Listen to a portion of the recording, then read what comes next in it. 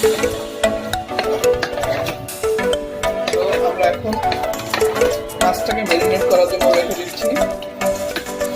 যদি ভিডিওটা আরো আগে থেকে শুরু করা দরকার ছিল, অসুবিধা নেই, আমি একটু পরে করেছি। আমি সবার উদ্দেশ্যে সহজ হয় এটা আমি বলে দিচ্ছি।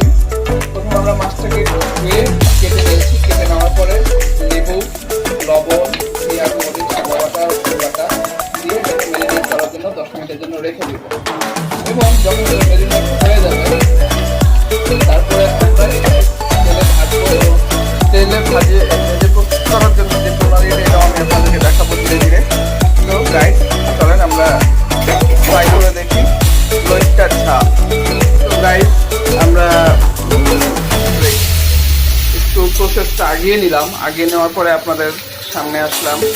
তো এখানে আমরা পেঁয়াজ দিয়েছি, টমেটো দিয়েছি, রসুন আপনারা দেখতেই পাচ্ছেন, রসুন দিয়েছি এবং রসুন দিয়ে এই মশলাটাকে কষাচ্ছি।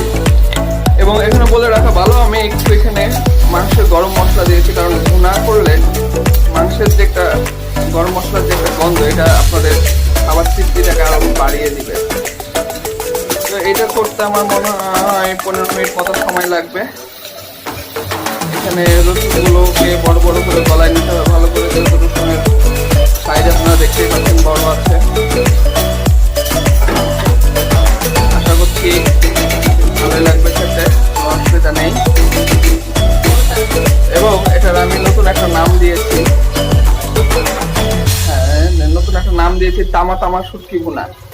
আচ্ছা, এটাকে কষানোর জন্য আমরা এখন একটু ঢেকে দিব, মশলাটা যেন ভালোভাবে কষে নেয়। তারপরে 2 মিনিট ভেজে আবার শুরু করবো প্রসেসটা। হ্যাঁ গাইস, বলে রাখি, আমরা যে মাছটাকে ম্যারিনেট করার জন্য রেখেছিলাম সেই মাছটা দিয়ে দিয়েছি এবং একটু অল্প পানি দিয়েছি। পানি দিয়ে এটাকে প্রথমে আমরা কষিয়ে নিব, খুব ভালো করে কষিয়ে নিব। মশলাটার সাথে মাছটা কষানো হয়ে গেলে তারপরে এই হচ্ছে আমাদের তামা তামা লইট্টা ভুনা। অনেকটাই হয়ে আসছে। থ্যাংক ইউ আপনাদের দেখার জন্য, সময় কষ্ট করে। আমাদের তামা তামা যে অবস্থায় আসছে, রান্না করার পরে আপনারা দেখতে পাবেন একদম মাখা মাখা অবস্থায় আছে এবং রসুনগুলো তাকিয়ে আছে, মরে যাচ্ছে। সেই পরিমাণে ঝাল এবং সেই পরিমাণে তামা তামা, খাইবেন আর মুখ বলবে তামা তামা। আশা করি আপনাদের ভিডিওটা ভালো লাগবে এবং আপনারা এটা থেকে রান্না